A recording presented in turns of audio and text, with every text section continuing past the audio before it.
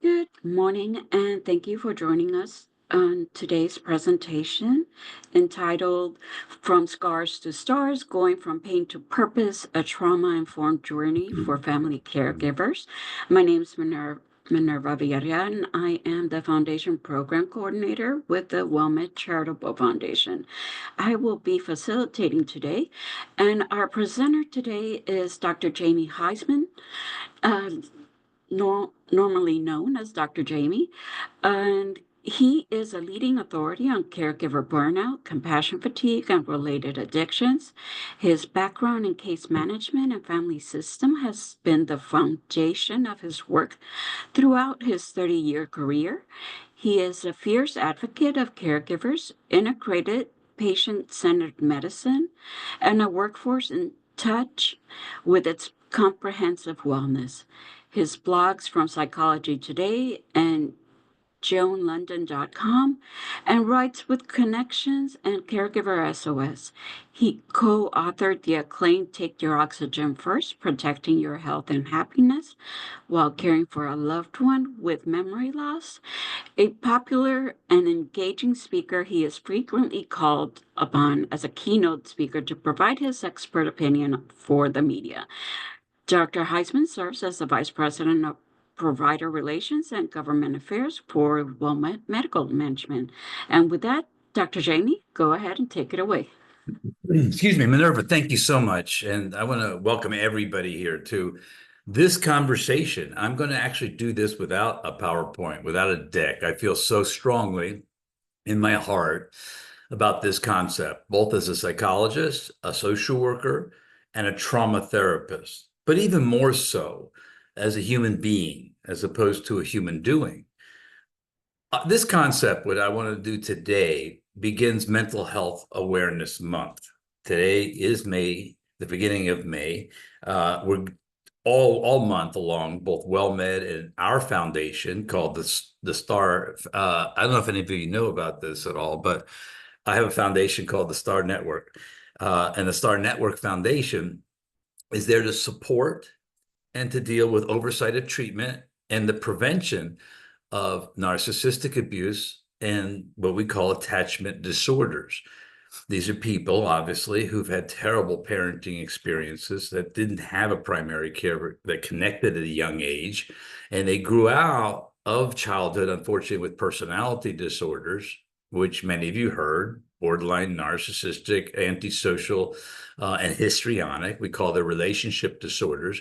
And they find themselves into very high places in life. They create images at a young age, and they become, if you will, an image. They also become high, exalting places. We see them in autocracies like Russia, or we see them in North Korea. We see them, taking over. Why? Because at a young age, they have an attachment issue, realize that the place in the world was unsafe. They developed this lack of empathy, a lack of understanding about other people's feelings, became quite transactional, and they never took accountability. They never can take accountability. So we decided to develop a charity ourselves called the Star Network. And we'd love for you, obviously, to get involved. And at the end, I'm going to show you how, and I'm going to invite every one of you who actually showed up today to a free all-day workshop with just powerful, powerful speakers. We're doing this in collaboration with the Kennedy Forum. Ted Kennedy's son, Patrick Kennedy, will be our keynote speaker. But let me get to that a little bit later.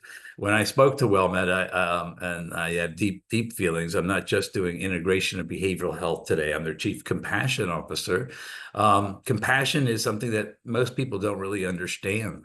I say it can be articulated in 3 words. Okay, compassion, if you filter it through yourself and want to know if you're compassionate, those 3 words are just like me. Think about that. Just like me. So if you got into a road rage incident, or somebody, screamed and they got reactive because they were having a bad day, they were in the middle of a divorce, had a problem, their child went into treatment, you'd understand it if you said those 3 words, just like me. And that's what we call compassion. So when we started this role as chief compassion officer at WellMed, it was around COVID time. when we needed to understand our employees. Those are professional caregivers, right? Which is not dissimilar from you as a family caregiver. And we needed to have their backs. Dr. Rapier and myself said we were going to develop a trauma-informed program. And I'll get a little bit into that trauma-informed program so you understand it without the clinicals. But when Tina and Minerva and Carol came to me and said, would you like to do something for Mental Health Awareness Month? We would like you to do something at the end of the month on neurological issues, because I had written the book, Take Your Oxygen First, with Lisa and had a foundation. And they wanted to do it on, losing your car keys, which is an extraordinarily important topic. And I'm looking forward to doing that at the end of the month with you as well. But I mentioned to them, I said, I'm very, very passionate and very much passionate because I'm a human being, not a human doing, on my life journey and how it took me to here.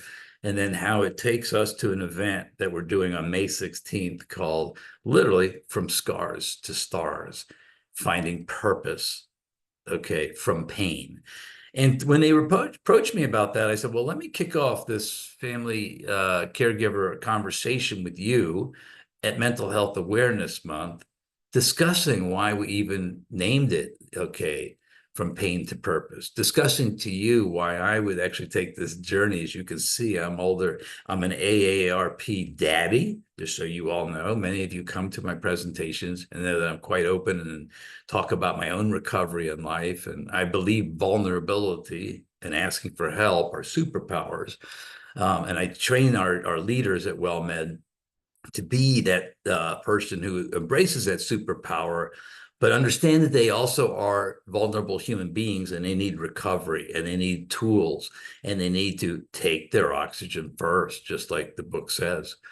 So I wanted to speak directly to camera to you. I also wanted to invite you, which I'll do towards the end, to this amazing all-day event. It's free. We would really like you to become part of that. And I also want to talk to you just a little bit about myself and this journey and you as family caregivers, or some I know in this group are professional caregivers. So let me begin now with the conversation from scars to stars. Number one, as a therapist, we use the concept of scars in a lot of different ways, okay? We know that you, as a family caregiver, of course, are going through an incredibly difficult time with tremendous love and dedication often, but it's also marked by unforeseen emotional scars that occur. Okay, I'll explain to a little of the trauma-informed model here, because not only do you want to take care of your loved ones' mind, their bodies, their spirit, you want to be able to honor them and meet them halfway while helping them to deal with things that they might not be able to do today. You also understand that those daily demands that you're going through, the constant worry, the profound responsibility it can take on yourself, the feeling of feeling drained, like you're in a situation of an energy vampire situation where, all of the energy is going one way and you feel maybe perhaps lost in this family caregiving world. So in 2002, when I began the Lisa Gibbons Memory Foundation with Lisa Gibbons, I went to her and I said, caregivers, Lisa, were passing away before their loved ones were passing away. It was a dangerous trend. So I take you back to me. I was a child that at a young age was diagnosed with depression and ADD, attention deficit disorder. The second diagnosis I'm a little suspicious of today. The first diagnosis was quite real. And as a child with depression, my family, they tried their best. They did what they thought they could do to help me. They also did what they could do to parent me. But let's understand how parenting occurs. We hand down parenting skills from our parents before. We call that somewhat the recreation of the family drama and trauma, right? And we say in psychology, we're doomed to recreate that family drama and trauma until we intervene on them ourselves, meaning we have to take responsibility to say, well, some of those things didn't work really well. Some of those things created things in my mind as a child that now are coming back to haunt me later. And nothing more than family caregiving, I want to mention, triggers those thoughts of childhood. Why are those thoughts continually coming up to us? And this is where I'll talk to you a little bit about the trauma model. The trauma model is pretty simple. Excuse me. Post-traumatic stress disorder, which all of you quite understand, the moment when your whole life shifts, the moment where everything changes. It could be a, God forbid, a car accident. It could be, terrible war. I work with the military, and somebody steps on an IED, an explosive device, and loses their leg. It could happen from the worst situations in when people cross boundaries with physical, emotional, sexual abuse. These are things that really impact us deeply. They're traumatic. They happen to be happening to us, and we see the incident of trauma, but we don't understand trauma well enough. And there's a wonderful person, I sit on the advisory board at the Polyvagal Institute, which I'd like for all of you, if you're taking notes or want to ask a question, to look up on YouTube. His name is Dr. Gabor Mate, Gabor Mate. Many of you heard him speak.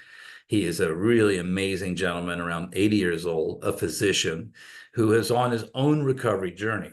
But he also understands childhood trauma, which is, we call sometimes the innocent abuses that happen in a family, like children should be seen or not heard, right? Or taking your iPad away one day, not taking it away the other day. So you're not consistent with the application of the intervention.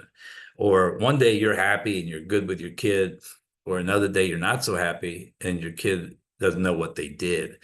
All of these incidences, okay, are called complex PTSD or childhood PTSD. Okay, they differ from post-traumatic stress disorder, which as a psychologist we have in our diagnostic statistical manual to be able to serve and to be able to deal with people. What we don't have yet is complex PTSD or childhood PTSD. So I'm going to explain it pretty easy. Your mind, when you were born, okay, you spent 8, 9 months. My daughter, it was a preemie, so she spent 8 months in utero, obviously within your mom, in a more safe, the amniotic fluids, everything felt more calm. You didn't have a lot of consciousness, but you knew the world around you was safe, okay? And then one day, 9 months later, all of a sudden you run to the hospital, your mom runs to the hospital with your dad or not, and you're born. At that moment of that calmness of those 9 months, okay, and there are issues that we're not talking about here today called in utero trauma. So if somebody's doing alcohol, drugs, or smoking, that does impact, obviously, the development of the brain of the child.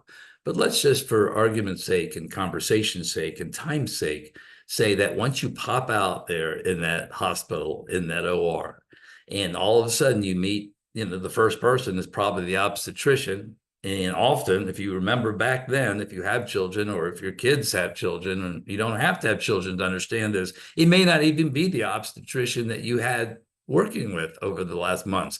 It may be that your child all of a sudden had to be born and it was somebody who was on call. So look at this with me, feel this with me. This is the point of trauma-informed education. Feel it, don't listen. So you're born, and the first thing that happens is lights, camera, action, right? All of a sudden, people are just wondering if you're alive or not, if the umbilical cord is in the right spot, if you're crying or if you're not crying the right way, or somebody may even hit you a little bit on the rear end to see if things are going well. So what happens then is your whole neurological system that you're born into this world with gets hit, gets assaulted, okay? All of a sudden, that calm, peaceful, serene 9 months turns into, oh, lights, camera, action. People don't know what they're doing. Am I safe? What's going on? That's the beginning of what we call childhood PTSD. So our brain is totally a blank slate, right? It's never experienced anything in life. And all of a sudden now, the first thing it experiences is lights, camera, action. The next 8 years of our lives, it is still a blank slate. So parents, whether they know how to educate or not, and there's a lot that has tie-in with caregiver education too, because it's not something we're really taught, all right. Parents don't really know totally what to do. So they default back to what their parents kind of did. Sometimes it was corporal punishment. Sometimes it was putting people in the corner. Sometimes it was silent treatment. Sometimes it was, taking, like I said, that iPad away, and then that same thing occurs the next day and you don't do it. So we call intermittent reinforcement. So the child doesn't know what to do. But they remember, to me, that's a blank slate, that brain. It's like a chalkboard. Nobody's ever written on it. So what happens in those 8 years, okay, from this kind of, we call peripatetic, a roller coaster type of childhood where you have the ups and downs, is that your brain gets written on. And the biological responses of the brain, okay, are three: fight, flight, or freeze. That's biological, okay? That's chemical. So when a child feels afraid or can't count on things, or inconsistency around the environment, or doesn't feel safe at a young age, they'll develop the fight, flight, freeze response. Well, in our world of trauma, and I've been a therapist for a good 35 years, so I'm trained by Carl Jungian type of therapy. Later on in trauma work, we started learning that your brain got programmed at a young age with fight, flight, and freeze response. But we also found out there was a fourth F, and it was not biological. It came from literally parents not really knowing what to do. It's innocent. I'm a parent. I often don't know what to do.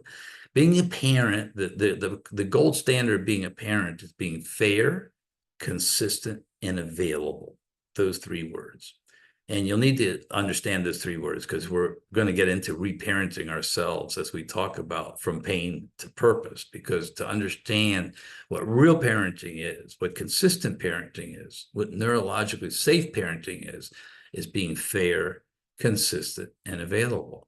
But for most of us in our childhood, look at me, my parents used Dr. Spock. Oh my gosh, when you read that book, you really understand that that parenting was totally misunderstood back then. I mean, literally, the baby could cry forever till they got the milk.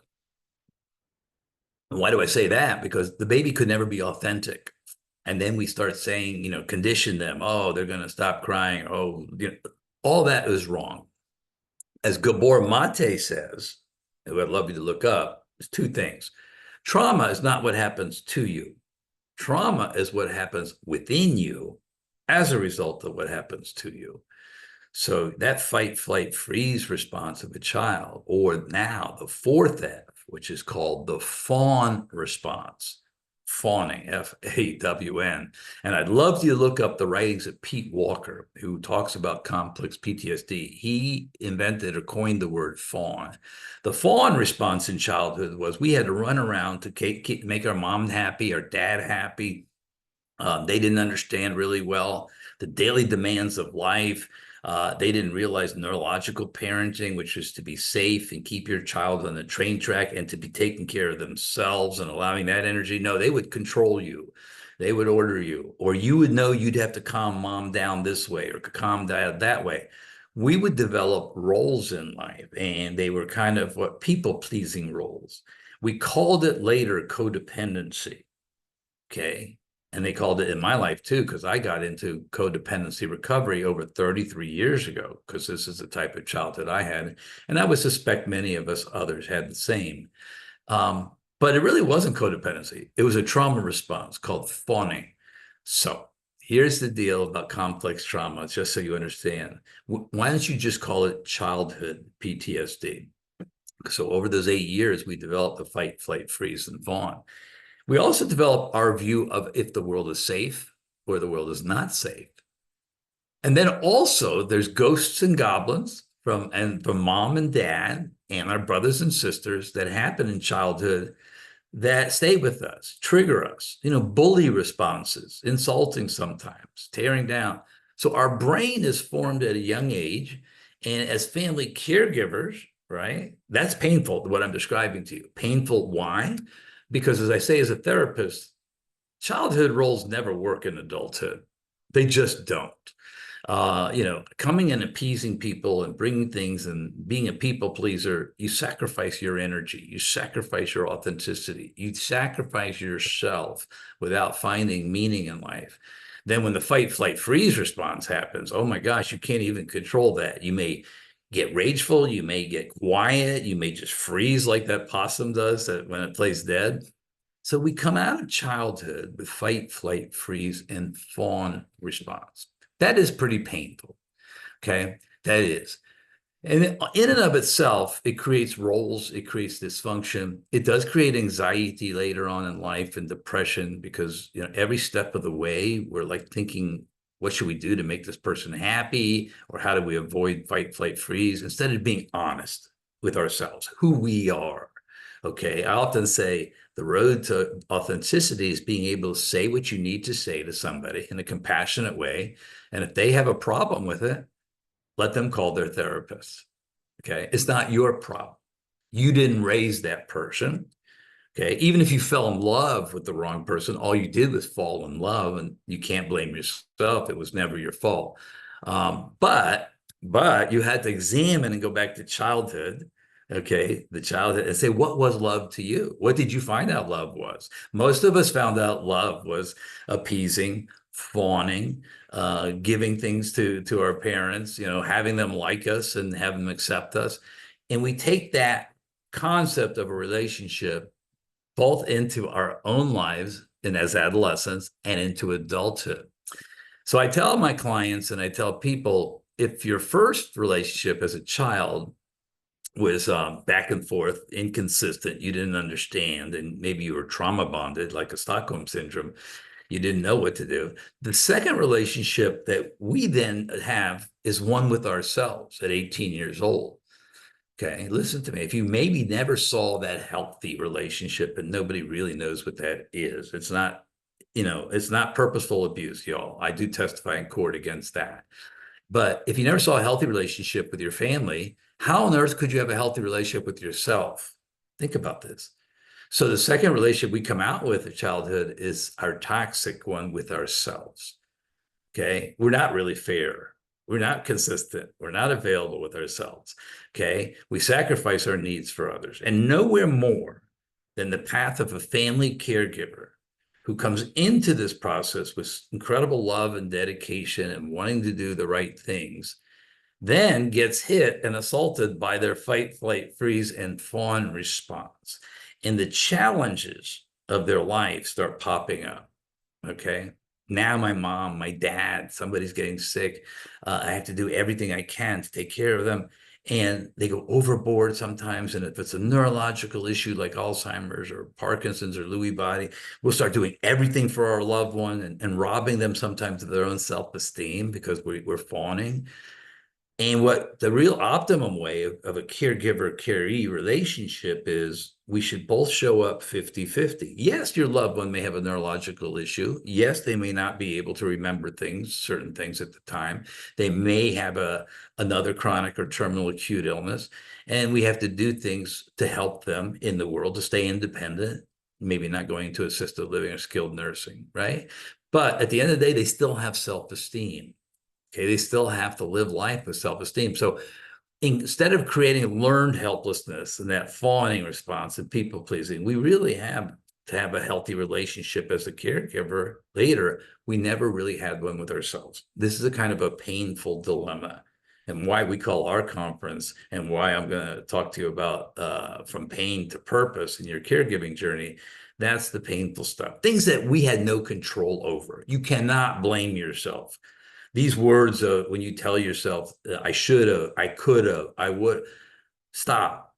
Okay, go get the good book by Miguel Ruiz, The Four Agreements. Most of the things we're telling ourselves is that childhood response, the guilt, the shame, the parental response. And God loved them. They probably didn't know what they were doing either. So that's how we enter the world. That's how our brains develop. That's how we enter into the place of caregiving. So a trauma-informed approach to this, really, because I'm a trauma therapist, is really the only way to deal with pain as a family caregiver and as an adult. Why is that? Well, the pain of our past experiences can be changed. This is the beauty of the trauma model, is that we can change our brains. It's called neuroplasticity. We can retrain our minds from that fight, flight, freeze, fawn childhood. We do have a second bite of the apple. Now, many of us, I will tell you as a therapist, used to come to me And we would talk to them about, oh, what happened at 10 years old with your mom, your dad, and say, aha, well, that doesn't really work. No offense. The psychotherapeutic model is not really helpful today. Why? It just triggers our fight, flight, freeze. What I'll also mention to you, our fight, flight, freeze as a childhood, we tend to want to escape. Okay. How do we escape? We escape through drugs, through alcohol, through what we call addictions, which is to do any behavior despite adverse consequences. And we try to numb ourselves instead of living in the moment. Okay. That's painful to live in the moment if you don't know how to deal with the fight, flight, freeze, and fawn. So I wanted to do this presentation. Stay with me. I'm doing this as best as I can to set up the fact that the beautiful, empowering part of this, okay, the pain is something you did not have any responsibility in. You cannot blame yourself for the situation you're in now. You were programmed, your brain was written on, it was a blank slate. So this month, Mental Health Awareness Month, our foundation, the Star Network Foundation, and the WellMed Charitable Foundation as well, has an opportunity to bring to you a message about the emotional landscape of your caregiving, of how you can actually allow your feelings to start feeling valid, how you can take this pain, if you will, this exhaustion, this grief, this frustration of going into the pain of the fight, flight, freeze, or being something you're not, and how literally you can start taking care of your mental well-being. That's the point. You really can do this. And we call that, get this, what? Reparenting ourselves. Yeah, think about it. If you come out of the childhood with a fight, flight, freeze, and fawn, and you come out not seeing the world as being safe, and you come out with that painful sort of way of looking at the world, and later on, it does affect us. It affects the way we choose people. It's the effect the way we hang into bad jobs and allow people to bully us. All of this. But let's say that today, I'm saying to you, and I'll give you an invitation to this conference because we'll let Patrick Kennedy, the Kennedy Forum, some amazing, amazing speakers tell you today, you can take care of your mental well-being. Okay. You can take that pain and you can turn it into purpose. I too, as a human being, okay, a depressed kid with ADD who had to escape a family that was yelling and fighting and didn't want to be together, I also had to go through my own journey. I started actually in therapy myself at a young age because I was a very difficult child. And I started loving the fact that actually talking and self-awareness and all of Carl Jung says, listen, therapy is only 80% safety, 20% what comes out of it. So I'm encouraging everyone on this presentation to go to Psychology Today or psychhub.com, find yourself a good trauma certified therapist, because as a family caregiver, they're the ones that can help you greatly. And then I'll also tell you support groups that we run all week long for free that also can help you greatly. But let's now take care of your own mental health. Let's take that pain that we were not responsible for and find out how we can turn it into purpose. Well, your emotional wounds are going to come out loud and clear in caregiving. Why? You're dealing with mom, dad, brother, sister, somebody. They're going to trigger those childhood memories. They're very complex the way the mind works, but those triggers are telling you that something needs to be done. Why is that person doing this that bothers me so much? Why am I getting stressed from this particular issue, right? We're saying to you in finding literally purpose that you can actually transform that kind of scared, fight, flight, freeze conditioned person to a person that emphasizes safe and supportive environment for you. It doesn't matter what age you are. Look at my age, okay? Finding authenticity, finding our own path, being able to create safety and support for ourselves is a question in our world of reparenting ourselves in a trauma-informed manner. And that means adopting ourselves now. I don't care if you're 60, 70, or 80, 90 years old. I talked to Dr. Rapier when I started this trauma program, and he said, Jamie, all of us are boomers and seniors. How does this really help? If we find the concept of authenticity, I call the holy grail of life, the fact that we finally find ourselves to be able to be authentic and real in this life, it's almost like the awakening of what life itself is.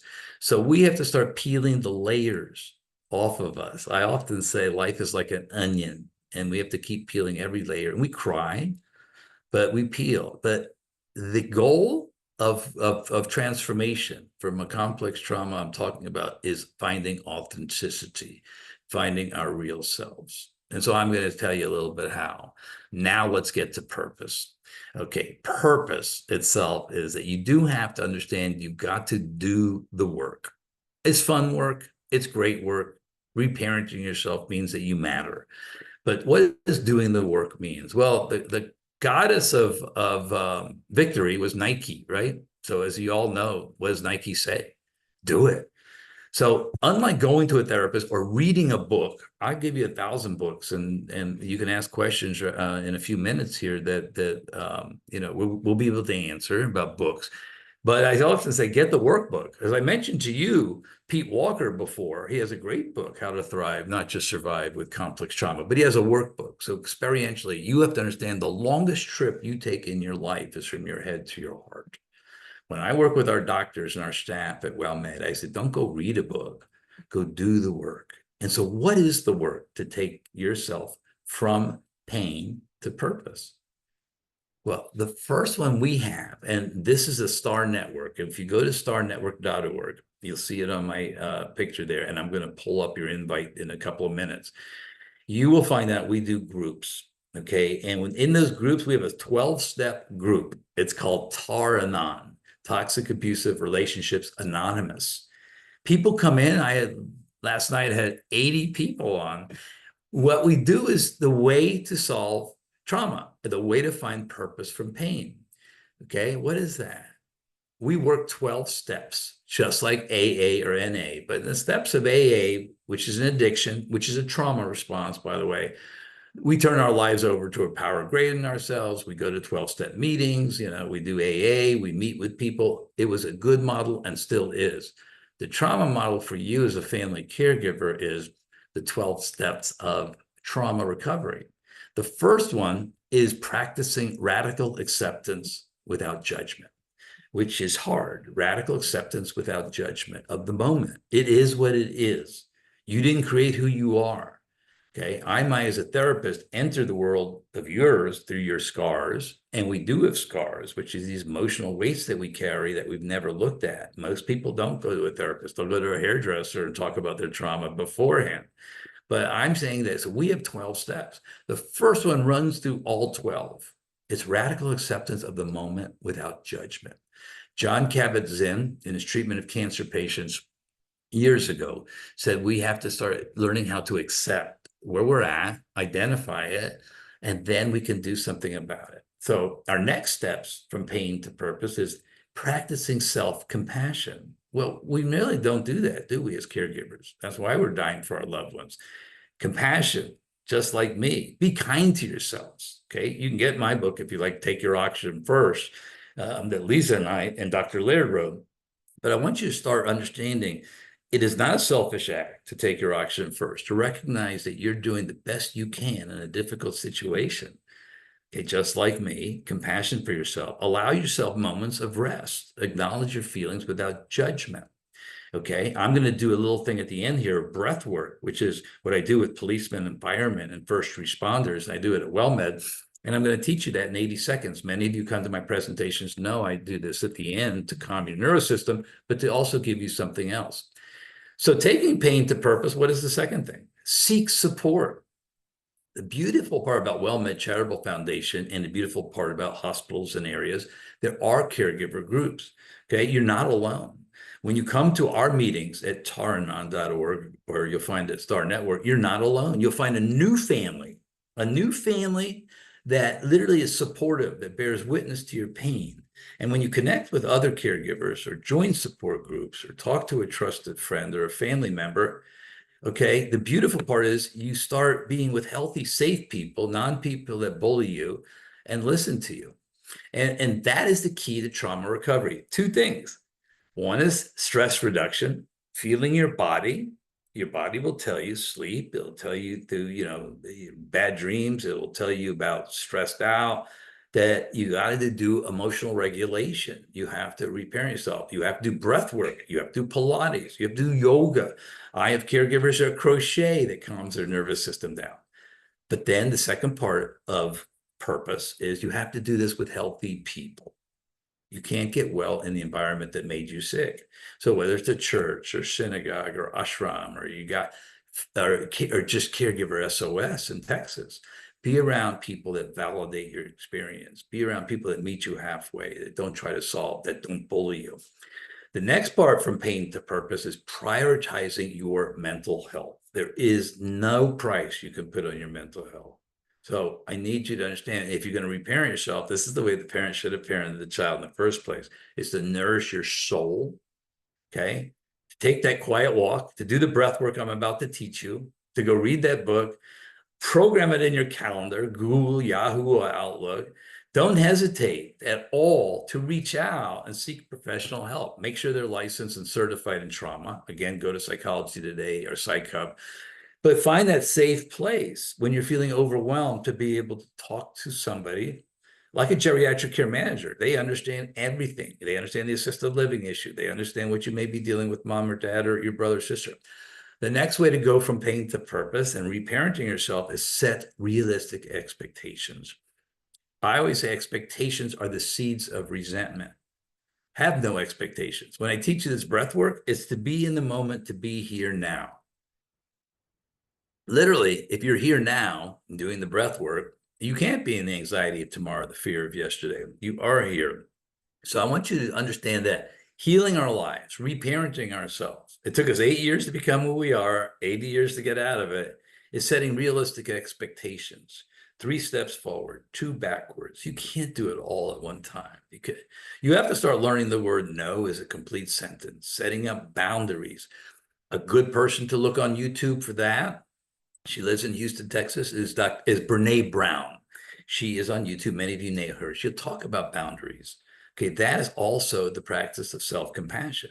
You not just help you feel safe, you help your loved one feel safe in your presence. And then finally, taking from pain to purpose and reparenting yourself is, I want you to start celebrating small wins.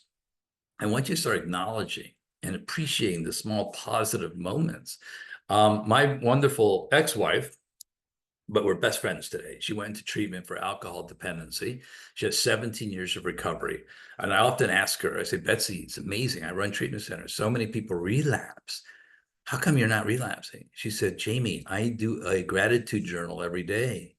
And I said, but sweetheart, you're taking care of your dad. He's 91 years old. You got issues with your sister, your brother. She says, I find things to be grateful for. I don't look at the evidence. She said, I'll write in my gratitude book, I'm glad you didn't get into a car accident. Oh, I'm glad my niece, graduated high school there. I find small wins and I appreciate the positive moments. Okay. So it's almost like literally a treatment plan to how to learn how to parent ourselves, how to be fair, consistent, and available, to realize that we were left, unfortunately, with a tattooed brain that was fight, flight, freeze, that was going to be triggered when we became caregivers. Why? Because it's our parents, it's our brothers, our sisters, our families. Those childhood triggers hit us. So this year, here today, I'm bringing you today our event to continue our conversation here. I have deep respect for family caregivers. I dedicated much of my career with a 501c3 charity about that. And today in our charity, the Star Network, I also work with high conflict caregiving relationships, people who may have to take care of a loved one who, as I mentioned, has that attachment disorder. It's very difficult. But this year, 2025, I want us all to start realizing we can go from pain to purpose. I'm going to have 5 incredible speakers. We have a gentleman named Richard Grannon who deals with toxic relationships. He's one of those high influencers with millions of people online. He'll start it off. The next speaker is amazing person. She works with the Society of Health of Human Resources. She touches 300,000 businesses. She's going to talk about toxic work sites and bringing a trauma-informed way. Then we're going to introduce Patrick Kennedy because we're doing this collaboration with the Kennedy Forum and the Star Network to bring on May 16th to you this amazing day. And this amazing day, I'm going to say, we're making free for you. Even though we are laying out a whole beautiful 3D virtual trauma day, May 16th, we're going to honor your journey in a way that you never had and offer this for free. So this is a special opportunity that we're really going to dedicate to you. And I'm going to actually, if I can, I'm going to take the screen from Minerva, and I'm going to show you how easy it is for you to actually apply. And we're going to actually send things out to you to continue, because WellMed, I call it Stars Day. You can get to it any way you want. It's from Scars to Stars Day, but this is going to be our event on May. Oh, hello, of course, Jamie. That's why I became a psychologist, y'all, is because tech and science was not my forte. But here it is. So Scars is transforming pain into purpose. I'd like for you to register here immediately. Obviously, we're a charity. We asked for $25 because we're scaling our virtual programs around the world. And I don't take any money. This is legacy work. I think the world is very toxic. And I think we need to take care of ourselves and our pain and turn it into purpose. As Gandhi says, we need to be the change we seek in others. So self-love creates collective love. And there's not enough collective love in this world today. So why we created the Star Network, and this is our second annual, this is a global event. And yes, our keynote is Patrick Kennedy. And yes, he's an amazing sort of speaker. He will help us in the toxic relationship we have with ourselves. He also wrote an amazing book called Profiles in Mental Health Courage. Don't worry, I'd love for you all to be an exhibitor or sponsor, but this is so popular now. We have everything we need. We just want you in attendance now. But the speakers are just amazing. Honorable Patrick Kennedy will kick it off in the afternoon. Richard Grannon, who is our international ambassador, Marjorie Morrison. Jennifer Libby may be one of the most brilliant clinicians on teenage suicide. But why we wanted her to be there, she talks about the child's brain, which is our brain today, and how we can get out of the pain into the purpose. I'll be there to MC the event. I'm the executive director. Then I want you to know, okay, Monday, Tuesday, Wednesdays, Thursdays, Fridays, we have a support group. So even if I'm right now triggering something in you, these are all suicide hotlines, God forbid, it says get immediate help. But you can sign up for our meetings. And guess what our meetings do? They help you develop resilience. They help take you from pain to purpose. Okay, we say this is about awareness, transformation, and self-love. And we have steps and we have promises. So the beauty of that is that we have that all day long as well. Here is the events. We'll start off with, I'll kick it off, and then we'll have a cult of one, reclaiming our identity from Richard Grannon. Reimagining mental health, Marjorie Morrison from Washington, D.C. In the middle, I'm going to do the breath work now, but you'll see to reset your neurosystem is the breath work. We show you how to do that. Then we're going to have Patrick speak about profiles. You caregivers, you family caregivers are my profile, and you are amazing people with mental health courage. And so you'll listen to him, Jennifer Libby, then we'll answer questions, and we invite you all. But this is a path to stardom. Okay, we want you to become aware, no longer naive. Take this, what I'm talking to you today about, and operationalize it and find the self-love as a family caregiver. We're very blessed. We have a tremendous amount of sponsors and National Association of Treatment Programs and groups like that. And WellMed will have their own exhibit there, WellMed Charitable Foundation. There'll be 35 exhibitors. And yes, it's free, but if you want it, we like the $25 because we have to scale. But I'm going to do now, I'm going to open ourselves up for questions and answers. I truly believe right now is a good time for us to do the breath work first, and then I'll move into the Q&A. So here's what we'll do, and we do it at the end of all meetings. And this is simply reparenting yourself in the moment, y'all. It's easy. And I'm going to say, if you don't get it yet, you can go to YouTube and put 478 in, and Dr. Andy Weil will do this for you. Now, I don't take your breath away because this is your authentic path.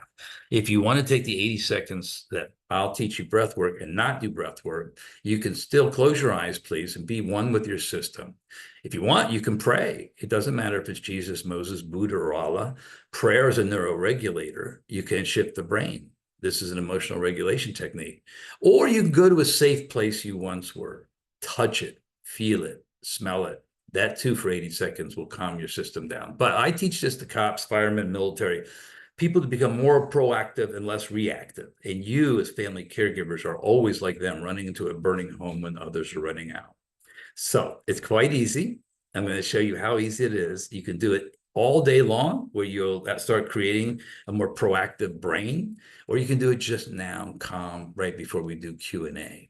But you'll follow my voice now, unfortunately, but soon you'll have sticky notes like our doctors do and our medical assistants do when I come in, that says 478, and you'll be reminded that you can do this anytime. So here's how you do it. In a moment, I'm going to ask you to put your feet on the ground, of course, and to feel the floor. Then I'm going to say, sit upright. But then I'm going to say, breathe in for 4 seconds. I want you to breathe in through your nostrils for 4 seconds, like this. You're in the moment. You can't be anxious or fearful. Just for 4 seconds, keep it in your brain. Then I want you to keep the breath for 7 seconds. You can picture peace or butterflies or rainbows, guided images or whatever, or simply stay silent. But the beauty, the physiological beauty, and this is all physiological, neurological, is the exhalation. I want you to exhale loudly, twice as long as your inhalation for 8 seconds. Do it like this. That's what triggers your vagus nerve response. Your vagus nerve goes from the cortex of your brain into your healing organs, into your gut. We're the only species on Earth that can shift the chemistry of our bodies in less than 80 seconds, to go from a dysregulated moment, and caregiving offers us a lot, to a much calmer, more regulated moment. So try it out with me, then I'll open up for Q&A, and then I'm going to invite you all to be a part of our incredible day from scars to stars. And also invite everybody, put it on social media, bring it in. We probably have thousands there, but at the end of the day, we're not charging. We want you to really to shift and change your life for mental health awareness. Okay, let's do the breath work now. Let's all close our eyes. Let's put our feet on the ground. Again, you can do the alternative. I'm not commandeering your breath, just calming your nervous system. So now your eyes are closed.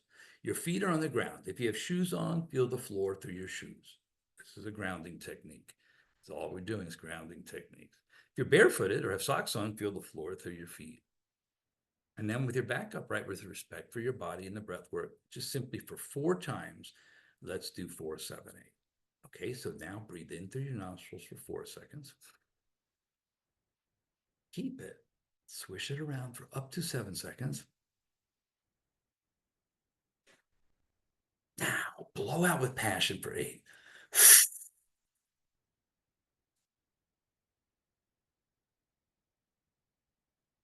Breathe in the calmness again for 4. Keep it. Swish it around for up to 7. Now, blow out with passion for 8.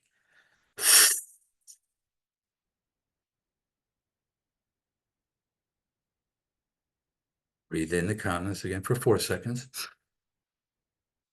Keep it. Swish it for 7. Now, blow out with gusto for 8.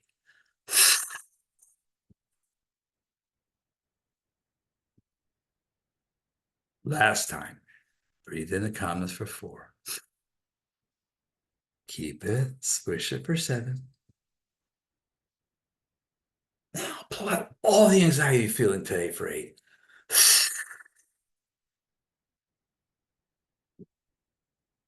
With your eyes still closed, please, feet on the ground. Go inside that miraculous body. You amazing family or professional caregiver. Realize what you just done. You, in that 80 seconds, just shifted the chemistry of your whole body. You may have felt dysregulated. You may have come from a tough morning. Maybe things I said dysregulated you.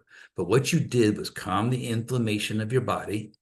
You calmed your adrenal glands in less than 80 seconds. You calmed the cortisol output that really was impacting you within. And guess what you created? Oxytocin, which is a hormone we call a happy hormone that connects your neurotransmitters. Okay, you did all of that miraculously in less than 80 seconds. This is how humans evolved from a young age. We were able to co-regulate in healthy ways. We do this at WellMed, psychological safety, and take care of our stress and emotional regulation and reparent. So when you're ready now, open your eyes, come back to this meeting. Understand what you have done is an act of self-compassion. A moment of self-compassion just like that can change your day. A string of moments like that can change the course of your life. That's the reparenting. That's the pain to purpose. Okay. Continuing to do that in your life. So take your oxygen first. Be the change you want to see in all others and know that better things are coming. They truly are. So keep calm, and just breathe.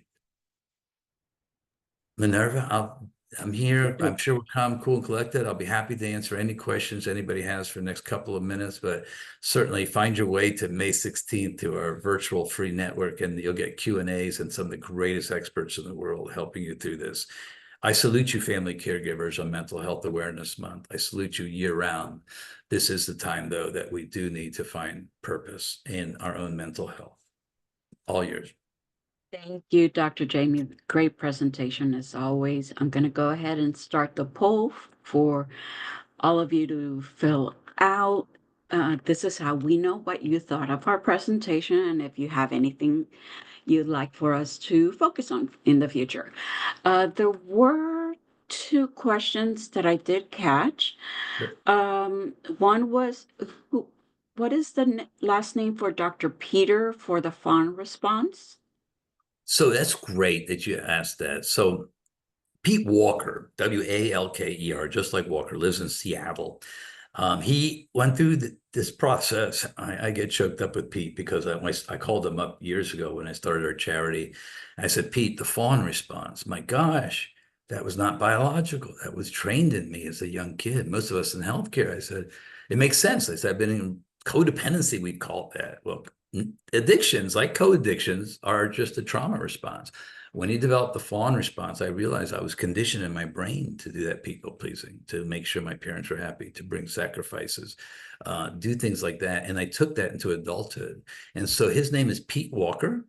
And his book is How to Thrive, Not Just Survive with Complex PTSD. And it is a tremendously well-received book, but also get his workbook, again, experientially. As we say, and the Goddess of Victory, Nike says, you got to do it, lean into it. But guess what? It's a beautiful thing to do because you're the center point of the stress reduction and you're the center point of hanging around healthy people. I will ask you to do this before I end this presentation, and I'll ask everybody on that day on May 16th, go home and audit your relationships. Go home to the people that meet you halfway.